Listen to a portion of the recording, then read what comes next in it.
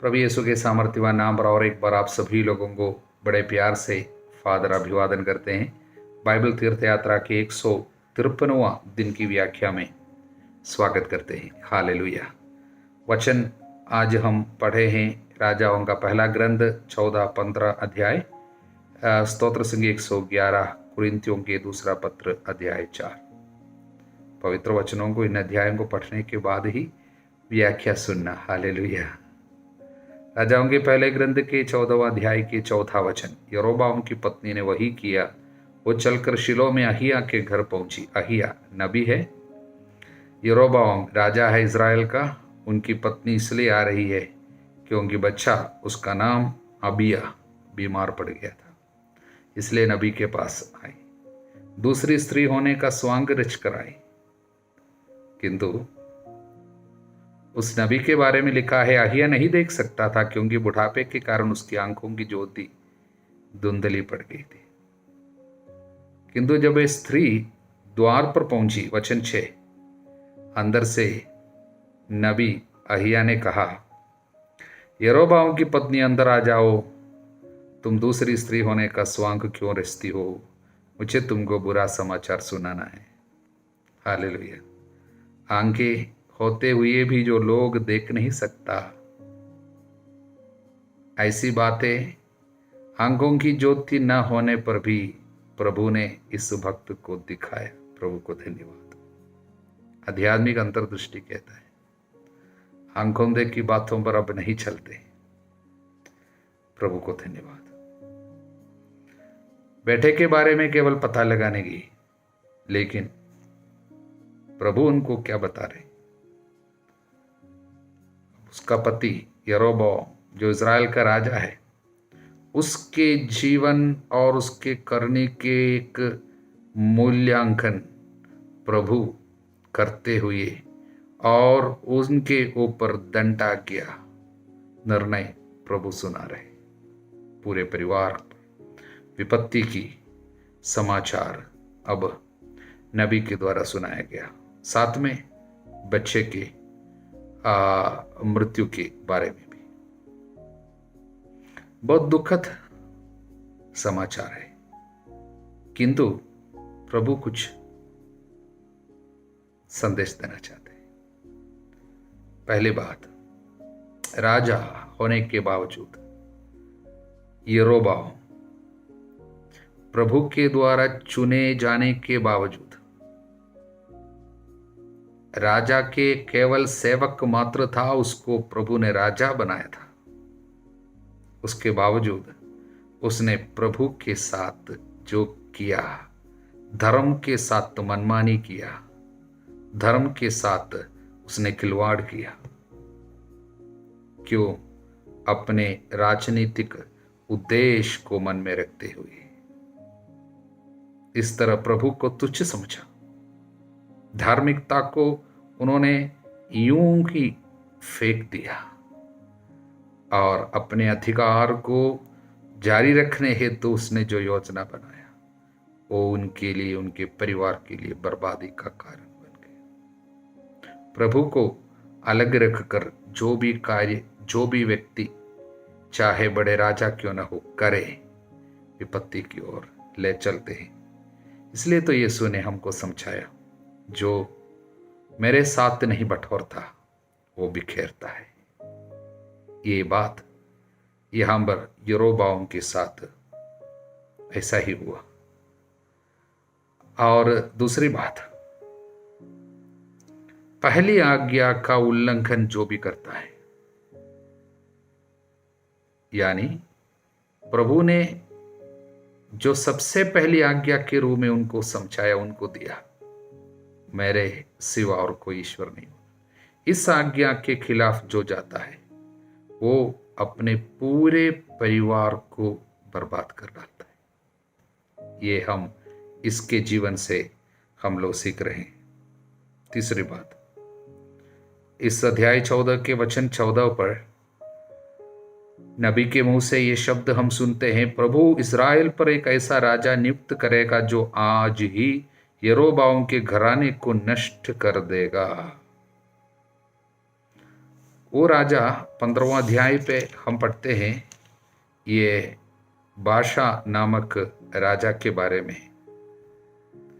वो एक छल कपट के द्वारा षड्यंत्र रचते हुए यरोबाम के बच्चे को मार डाला था। उनके विषय में वचन अध्याय 15 वचन 29 और 30 में लिखा है, राजा बनते ही उसने यरोबाम के घराने के सब लोगों को मार दिया।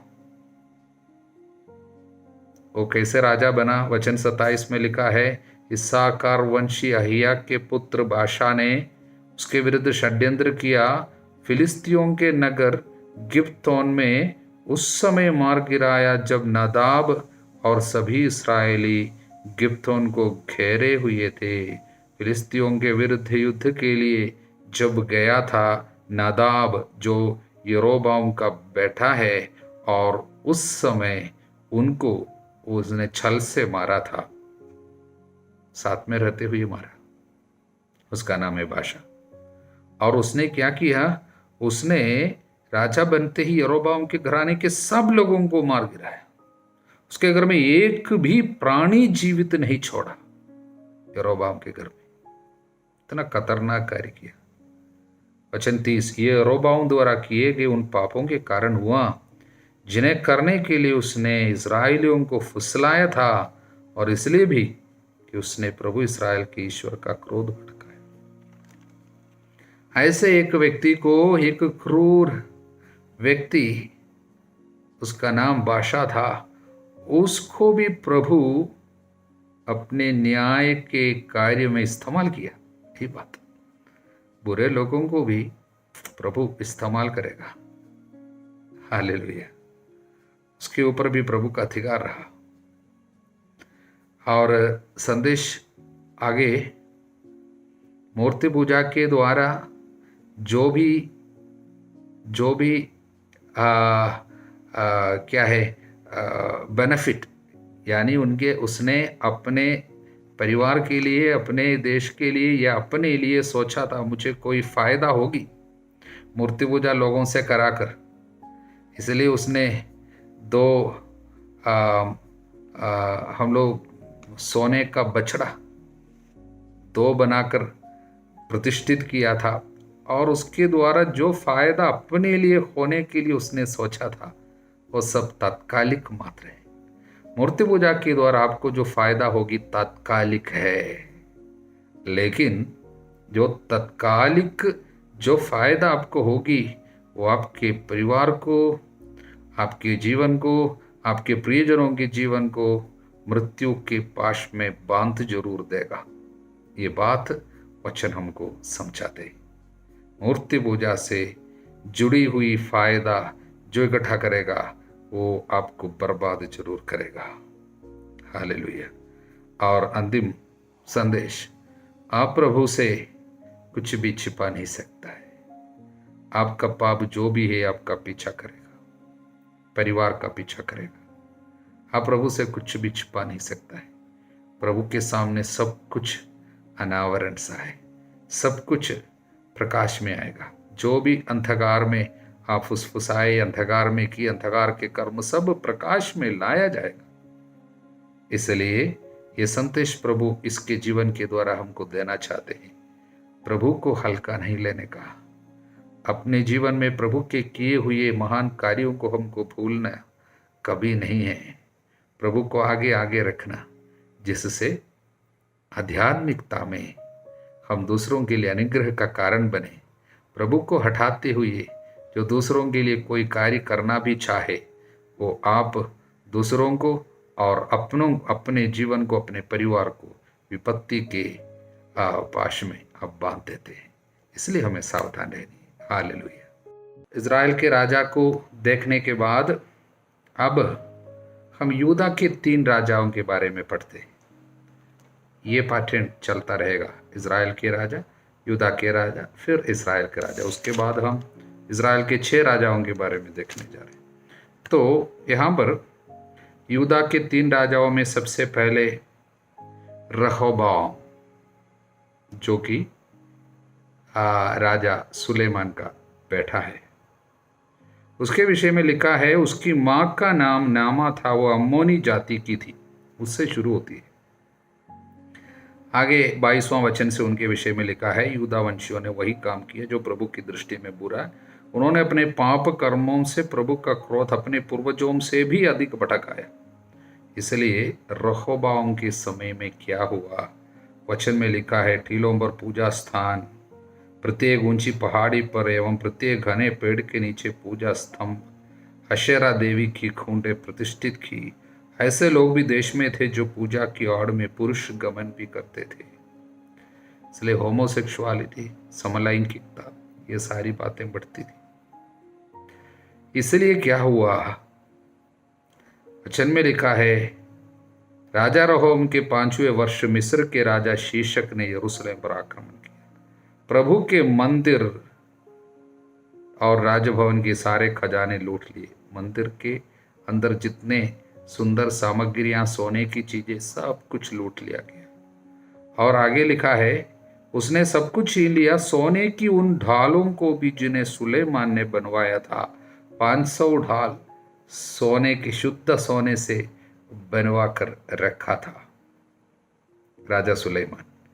वो किस लिए बनाकर रखा था? वो एक प्रतीक था सुलेमान के लिए, अपने प्रभु पर विश्वास का और प्रभु के संरक्षण और प्रभु के ख्याल और प्यार पर उनका जो दृढ़ विश्वास, उसको प्रकट करने हेतु ये ढाल बनाकर रखा था।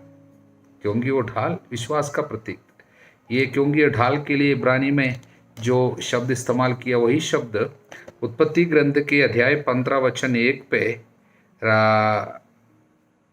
जब प्रभु ने इब्राहिम को एक आशीर्वाद दिया, उस पर भी यही वचन हम देख सकते हैं, अब्राहम मत डरो, मैं तुम्हारी ढाल हूं, तुम्हारा पुरस्कार महान होगा। ढाल, मैं तुम्हारा ढाल। इसलिए इसी बात की घोषणा करते हुए राजा सुलेमान ने 500 ढाल सोने का, शुद्ध सोने का बनवा कर उसको अपने राजभवन में प्रतिष्ठित किया था। उसके दीवारों पर पूरा लगाए रखा था, घोषणा कर रहा था विश्वास, अपना प्रभु हमारा ढाल है, ये विश्वास था। वचन हमको, लेकिन वो सब ये सारे सोने का जो भी ढाल था, 500 था, बहुत ही कीमती भी थी, वो पूरा चुरा कर ले गया, आसानी से ले गया। आगे कहता है, राजा रहोबाम ने उनकी जगह कांसे की ढालें बनवाई और उन्हें उनके अंगरक्षकों के अधीक्षकों को सौंपा, जो राजभवन के द्वार पर पहरा देते थे। इसका मतलब क्या है? सोने के उन ढालों की जगह पर उन्होंने कांसे की ढालें बनवाई। संदेश यही है, हम सब युद्ध क्षेत्र में, वचन हमको बताते हैं एफेसियों के अध्याय 6 वचन 12 पर, हम, क्योंकि हमें निरे मनुष्यों से नहीं, अंधकार में संसार के अधिपतियों, अधिकारियों, शासकों, आकाश की दुष्ट आत्माओं से संघर्ष करना पड़ता है। इसलिए हमको ईश्वर के अस्त्र शस्त्र धारण करना है। वचन 13, वचन 16, साथ ही विश्वास की ढाल धारण किए रहे, उससे आप दुष्ट के सब अग्निमय बाण बुझा सकेंगे। ये ढाल विश्वास का ढाल है और उसको ग्रहण करना। शुद्ध सोने से बनाया हुआ ये जो ढाल शुद्ध और अपने दृढ़ विश्वास का प्रतीक था शुरुआत में। लेकिन इनके समय में क्या हो गया, रहोबाम के समय में, कि ये शुद्ध सोने का सारा ढाल शत्रु उठा कर ले गया और उसके जगह में उसने कांसे की ढालें तो बनवाई, लेकिन उसको भी प्रतिष्ठित नहीं कर पाए। उनको फिर क्या किया, उनको अंगरक्षकों के हाथ में दिया। जब जब राजा प्रभु के मंदिर में जाता था, अंगरक्षक उन्हें हाथ में लिए रहते।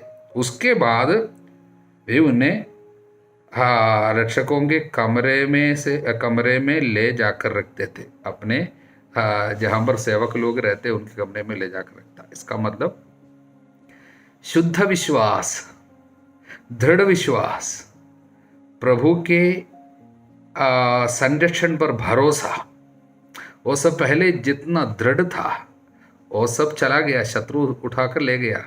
उसके जगह में कांसे की ढालें बनवाई गई, यानी विश्वास में कितनी कमजोरी आ गई। पहले शुद्ध सोने का था, दृढ़ था, अभी केवल कांसे के बनाए हुए, जो बड़ी कीमत वाली चीज नहीं है। नाम के वास्ते कुछ है, नाम के वास्ते विश्वास अभी भी है। वो विश्वास कब लेता है? जब जब प्रभु के मंदिर में जाता था तब तब लेके जाता था, उसके बाद जाकर फेंक देता था। कहाँ पर? अंगरक्षकों के कमरे में रखता था। राजा जब जब मंदिर जाता था उस समय केवल विश्वास। कई लोगों का विश्वास आज हमारे बीच में भी कई लोगों का विश्वास ऐसा हो गया। हमको भी परखना है हमारा विश्वास कैसा है। शुद्ध सोने का विश्वास जो पहले ढाल की तरह हम लोग सामने रखते थे, हमेशा लोगों के सामने प्रकट करता था, हम साक्षी बनता था, हमारा विश्वास को लोगों के सामने रखता था। अभी क्या है? साक्षी भी नहीं है। अभी नाम के वास्ते कुछ तो बना कर रखा है, कुछ तो है। उसको कब लेता है? केवल मंदिर जाने के समय में थोड़ा विश्वास लेकर जाता है, उसके बाद विश्वास फेंक देता है। कई लोगों का विश्वास संडे के दिन में कहीं चर्च जाते समय पहनने वाले कुछ कपड़े की तरह केवल है, उसके बाद जीवन में विश्वास को कोई महत्व नहीं, उसको कहीं जाकर फेंक देता है। अपना जीवन बढ़िया से जीता है, जो कुछ चाहता है वो सब कर लेता है, जो खाना चाहता है खा लेता है, जो करना चाहता है कर लेता है। विश्वास को इसमें कोई हस्तक्षेप करने की जरूरत नहीं, विश्वास को हम फेंक दिया। फिर मंदिर जाने के समय में थोड़ा सा ले लेगा, नाम के वास्ते विश्वास। प्रभु के नाम पर बहुत कम केवल करने में तृप्ति है। केवल मंदिर केवल जाता है नाम के वास्ते, नाम के वास्ते थोड़ी सी प्रार्थना करता है, उस समय थोड़ा सा विश्वास ले लेता है। वो भी अंगरक्षक थोड़ा खड़े रहता है इसको पहनते हुए, और इसको खड़े रहते हैं, इसको लेते हुए उसके बाद फेंक देता है। इस तरह क्या हमारा विश्वास शत्रु शैतान उठाकर लेकर गया और नाम के वास्ते हमारे पास थोड़ा सा कुछ रह गया? दृढ़ विश्वास शुद्ध सोने का, वो सब कहाँ है? सोना कैसे मलिन हो गया, शुद्ध सोना कैसे परिवर्तित हो गया, प्रभु हमसे पूछते हैं। हालेलुया। यूदा के राजा रहोबाम के समय में विश्वास में इतनी भारी संकट आया, इतनी गिरावट हुई, लोगों का विश्वास नष्ट हो गया, इतना कमजोर हो गया। इसके विषय में हम यहाँ पर पढ़े, उसके तुरंत बाद फिर से पवित्र वचन हमको बताते हैं उसकी माँ का नाम नामा था, वो अम्मोनी जाति की थी। देखिए, पहले तो उसके विषय में लिखा था, उसके बाद फिर से उसको सुनाने की क्या जरूरत है? जरूरत इसलिए है, ये विश्वास में यहाँ पर जो भारी संकट आ गया रहोबाम के समय में, उसके पीछे एक कारण उसकी माँ अन्य जाति की थी, अम्मोनी थी, सांसारिक थी, प्रभु को ना जानने वाली थी। ऐसे स्त्रियों को शादी करके लाना नहीं है, इसलिए प्रभु ने मना किया था। लेकिन राजा सुलेमान ने ऐसे स्त्रियों को शादी करके लाया। ऐसे एक स्त्री पर पैदा हुआ एक बच्चा रहोबाम राजा बना। देखिए देश की क्या हालत होगी। इसलिए प्रभु के कहने को टुकराते हुए आज भी लोग जाकर शादी करते हैं, पीढ़ियों पर विपत्ति आ जाती है। हालेलुया। इसलिए जो मेरे साथ नहीं बटोरता बिखेरता है। शादी भी हमको सोच समझ कर करना चाहिए। प्रभु जहाँ पर चाहता है, किसी को देखकर पसंद किया, कोई सुंदर स्त्री है, पढ़ी लिखी है, पैसा वाली है, सब सोचकर लेके नहीं आने का पहले सोचना प्रभु की इच्छा क्या है, उसको सोचकर केवल शादी करना, प्रभु की इच्छा को पहचानते हुए।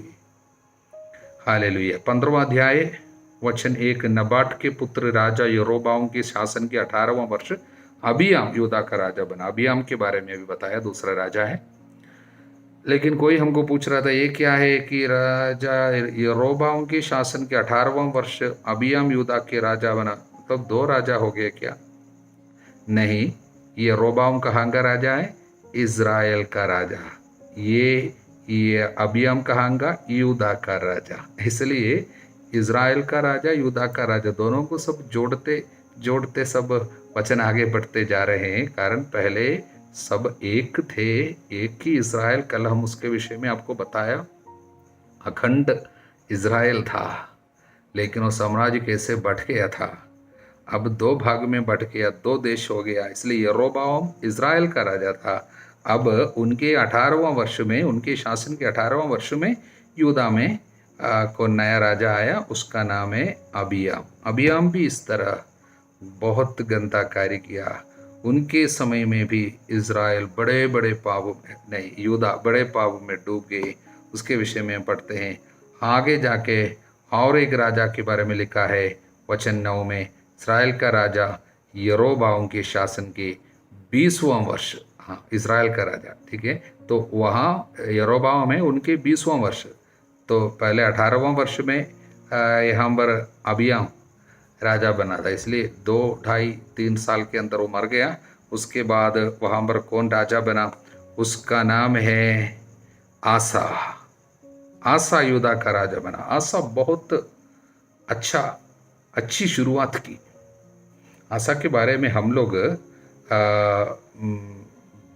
बाद में इतिहास ग्रंथ, दूसरे इतिहास ग्रंथ में इन राजाओं के बारे में फिर से हम पढ़ेंगे। तो दूसरे इतिहास ग्रंथ में इस आसा के बारे में और थोड़ा सा अधिक लिखा है, तब हम संदेश वहाँ से लेंगे। इसलिए हम लोग अभी छोड़कर जा रहे थे कि आसा बहुत अच्छा कार्य किया था, बहुत बुराई को दूर किया, लेकिन अंतिम समय में जाके बहुत बड़ी विपत्ति में वो भी फंस गया।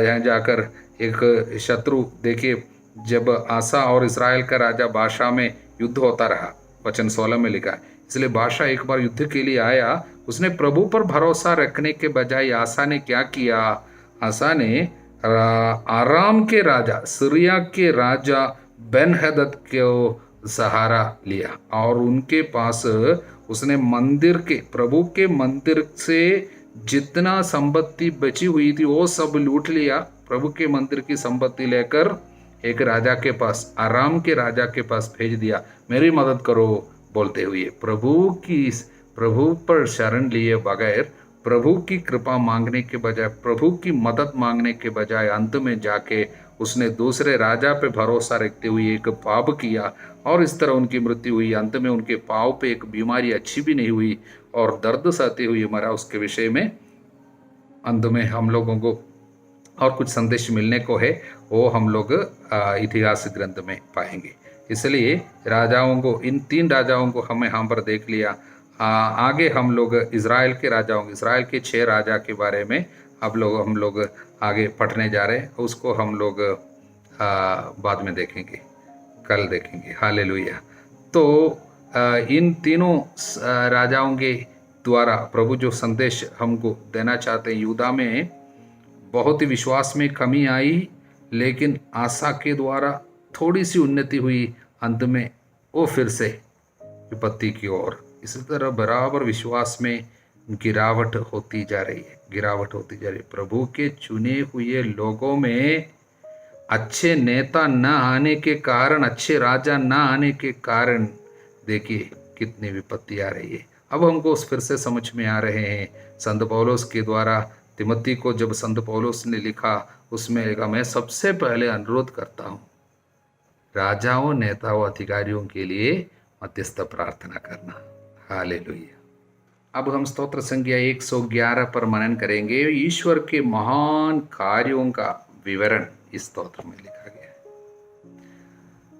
मुख्य संदेश इस प्रकार है। पहला वचन, ये स्तोत्र एक हल्लेलुया स्तोत्र है। शुरुआत हल्लेलुया से हो रही, प्रभु की स्तुति से। इसलिए पहला वचन जो है, प्रभु की स्तुति करने की घोषणा है। मैं जीवन भर स्तुति करूंगा, लोगों की सभा में सारे हृदय से प्रभु की स्तुति करूंगा। स्तुति करने का निर्णय, पहला वचन। दूसरा और तीसरा वचन में प्रभु के महान कार्यों पर मनन करने की एक बुलाहट है। प्रभु के कार्यों पर मनन करना, स्टडी करना प्रभु के कार्यों पर।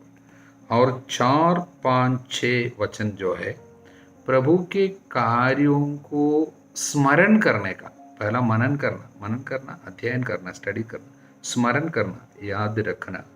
प्रभु जो भी महान कार्य किया उसको याद रखना, स्मरण करने के। प्रभु के कार्य स्मरणीय है, इसलिए स्मरण करने के बारे में, उसको रिमेम्बरेंस याद रखने के बारे में बताया गया। प्रभु जो भी कार्य करते हैं उसको याद रखना जरूरी है।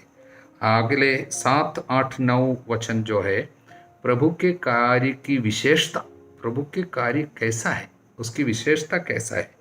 उसके कार्य सच्चे है, सुव्यवस्थित है, अपरिवर्तनीय है, युग युगों तक बना रहता है। उसके कार्य की विशेषताएं लिखी हुई है। और अंतिम वचन 10वां वचन, प्रभु के कार्य से हमको क्या मिलता है, मतलब क्या संदेश मिलता है। प्रभु के कार्य पर मनन किया, उससे संदेश, मुख्य संदेश यही है, प्रज्ञा का मूल स्रोत प्रभु पर श्रद्धा है। इसलिए प्रभु पर श्रद्धा ही प्रज्ञा का मूल स्रोत है। यानी जो ईश्वर के कार्य पर मनन करने से हमको जो कृपा मिलती है, जो संदेश हमको मिलती है, जो फायदा जो मिलता है, वो ये है प्रभु पर श्रद्धा। प्रभु पर श्रद्धा मिलती है, उससे हमको ज्ञान मिलता है, प्रज्ञा मिलती है, नॉलेज मिलता है, अन्य सारे कार्यों को समझने की कृपा मिलती है। और सब प्रभु पर श्रद्धा से, प्रभु के कार्यों को मनन करने से, उनको दिल में रखने से और प्रभु की स्तुति करने से हमको प्रभु पर श्रद्धा मिल जाती है। प्रभु पर श्रद्धा मतलब प्रभु को कभी हल्का ना लेने की कृपा, जीवन में प्रभु को पहला स्थान देने की कृपा, ये सब है प्रभु पर श्रद्धा। वचन प्रभु पर श्रद्धा को बहुत महत्व देता है। प्रभु पर श्रद्धा हरी भरी वाटिका जैसी है, जो प्रभु पर श्रद्धा रखता है उस पर विपत्ति नहीं पड़ेगी। बार बार प्रभु पर श्रद्धा के बारे में हमको वचन बताते। इसलिए प्रभु पर श्रद्धा कैसे मिलते हैं? प्रभु के कार्यों को देखने से, समझने से, दिल में रखने से, याद रखने से प्रभु पर श्रद्धा मिलता है। ये प्रभु पर श्रद्धा से प्रज्ञा, देखिए प्रज्ञा का मूल स्रोत प्रभु पर श्रद्धा है। इसलिए केवल ये प्रज्ञा जो है, विजडम जो है, वो कुछ दुनिया की जानकारी मिलने से या कुछ किताबों पढ़ने से या स्कूल में जाने से मिलने वाली चीज नहीं है। प्रज्ञा, नॉलेज मिल सकता है कुछ दुनिया के बारे में, लेकिन प्रभु पर श्रद्धा से केवल प्रज्ञा मिलती है, विजडम मिलता है। तब पाप क्या है, पुण्य क्या है, इसको पहचानने की कृपा मिलती है। सही फैसला जीवन के लिए लेने की कृपा, वो विजडम है, वो प्रज्ञा से मिलती है। वो प्रज्ञा कहाँ से होता है? प्रभु पर श्रद्धा से। प्रभु पर श्रद्धा कहाँ से आता है? प्रभु के महान कार्य के बारे में सीखने से, समझने से, दिल में रखने से होती है। तब क्या होगा? तब वे अपने बुद्धिमानी का प्रमाण देते हैं, आज्ञाओं का पालन करेंगे। ये सब प्रभु पर श्रद्धा से मिलने वाली चीजें, प्रज्ञा है। तब जाके आज्ञाओं का पालन करेगा, प्रभु की इच्छा के अनुसार जीवन बिताएगा। उसी से हम लोग धार्मिक बन पाते हैं, ईश्वर के राज्य के अधिकारी बन जाते हैं। इसलिए ईश्वर के महान कार्यों के बारे में मनन करना कितनी बड़ी आशीर्वाद लेकर आते हैं। प्रभु पर श्रद्धा लेके आते हैं, प्रज्ञा लेके आते हैं, वहाँ से धार्मिकता हो जाती है, यानी ईश्वर के वचन पर चलने की कृपा मिल जाती है। स्वर्ग राज्य की ओर हमें लेकर चलते हैं। हालेलुया।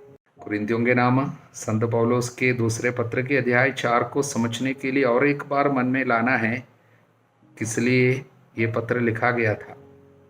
हमने आपको बताया कुरिन्थ की कलीसिया में किसी ने पौलुस को बहुत दुख दिया था, उनके अधिकार पे उंगली उठाया था, प्रेरिताई पर, उनकी प्रेरिताई पर, उनके प्रचार की जाने वाले संदेश पर, उनकी सच्चाई पर, उनकी वास्तविकता पर, उनके व्यक्तित्व पर सब हाथ उठाया था, यानी उंगली उठाए थे, सवाल उठाए थे।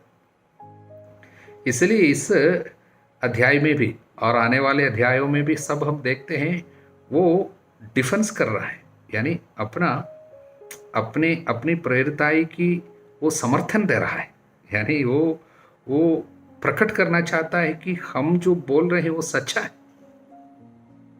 हम अपने बारे में नहीं बोल रहे, अपने पर भरोसा रखते हुए ये नहीं बोल रहे, ये सब हम देखो, हम तो मिट्टी के बर्तन जैसा है, कमजोर है, लेकिन जो नीति जो हमारे अंदर रखी गई है, मिट्टी के बर्तनों में रखी हुई नीति, वो मसीहा है। उस संदेश जो हम आपके सामने रखा, वो कभी झूठा नहीं हो सकता। अगर आपको शक है हमारे जीवन को देखना, इसलिए मैंने कहा पहले, प्रेरिताई का समर्थन देते समय, अपने संदेश को समर्थन देते समय बार बार वो बताता है, हमारे जीवन को देखिए, हम दुख सहते हैं, ये सब आपके लिए, क्योंकि हम जानते हैं ईसा मसीहा का संदेश जो हमारे अंदर रहते हैं, प्रभु ईसा मसीहा दुख भोगते हुए, क्रूस पर मरते हुए हम लोगों को जीवन दिया। इसलिए ईसा मसीहा का संदेश हम अपने जीवन में धारण करने के कारण हम लोगों को भी बराबर क्रूस उठाना पड़ता है, लेकिन हम लोग निराश नहीं होंगे। ये क्रूस आपके लिए मुक्ति का कारण बनेगी। यह सब आप लोगों के कारण है। हम जो कुछ सहते हैं, हम निराश नहीं होती। हमेशा बार बार इस पत्र में हम लोगों को ये संदेश मिलता है। इसलिए देखिए, वो कहता है वचन 8 से, हम कष्टों से घिरे रहते हैं परंतु हार नहीं मानते, हम परेशान होते हैं कभी निराश नहीं होते, अत्याचार हम पर किया जाता है परंतु हम अपने को परित्यक्त नहीं मानते, हमको पछाड़ दिया जाता है परंतु हम नष्ट नहीं होते, हम हर समय अपने शरीर में ईसा के दुख भोग तथा मृत्यु का अनुभव करते हैं, जिससे ईसा का जीवन भी हमारे जीवन में प्रत्यक्ष हो जाए। यह सब किसके लिए? यह सब आपके लिए है। वचन 12, इस प्रकार हम में मृत्यु क्रियाशील है और आप लोगों में जीवन। हमारी ये मृत्यु किस लिए? आपको जीवन देने के लिए। वचन 15, सब कुछ आप लोगों के लिए ही हो रहा है, ये सब आपके लिए ही है। इसलिए वचन 16, यही कारण है कि हम हिम्मत नहीं हारते। हमारे शरीर की शक्ति भले ही क्षीण होती जा रही है, किंतु हमारे अभ्यंतर में दिन प्रतिदिन नए जीवन का संचार होता रहता है। हमारी क्षण भर की हल्की सी मुसीबतों में हमेशा के लिए अपार महिमा दिलाती है, क्योंकि हमारी आंखें दृश्य पर नहीं बल्कि अदृश्य चीज़ों पर टिकी हुई है। क्योंकि हम जो चीज़ें देखते हैं वे अल्पकालिक है, अनदेखी चीज़ें अनंत काल तक बनी रहती है। सब क्यों बताते हैं? ये सब एक ही बात प्रकट करते हैं, देखिए हम कुछ भी नहीं हैं। ये सब हम दुर्बलों में कौन करता है? जो संदेश हम धारण करते, वो संदेश मसीहा है, वो जीवित है, सच्चा है। इसलिए आप भले ही हम पर शल्क करे या ना करे, हम इसको बोलते ही जाएंगे आपको, ईसा मसीहा जीवित है। बहुत सुंदर संदेश है। इसलिए मैंने कहा कुरिन्थियों के नाम दूसरा पत्र बहुत ही मीठा है, बहुत अच्छा है, हमको बहुत अच्छा लगता है ये। क्योंकि जीवन के दुख में निराश हम इसलिए नहीं होते हैं क्योंकि यीशु सच्चा है, यही हमारा अधिकार है। इसी को एक ही बात जो इसको हमने इंग्लिश में बोला एंड्योरेंस, सहन शक्ति जो है। By your endurance you will save souls. पीड़ा दुख में भी और संकट में हिम्मत धारण करते हुए, अंत तक दृढ़ बने रहते हुए हम आत्माओं को बचाएंगे। यही सच्चाई है, यही प्रूफ है हमारी सच्चाई की। संत पौलुस कहते हैं यही प्रूफ है। नहीं तो हम कितना दुर्बल, हम कितना ऐसा सह नहीं सकते। हमारी दुर्बलता है, यही हमारा गर्व है, इसी पर हम गर्व करते हैं। आगे संत पौलुस कहेंगे हम अपनी दुर्बलता पे गर्व करते हैं। बहुत सुंदर बात। प्रभु आप सभी लोगों को आशीर्वाद प्रदान करें, अब सदा सर्वदा अनंत काल तक।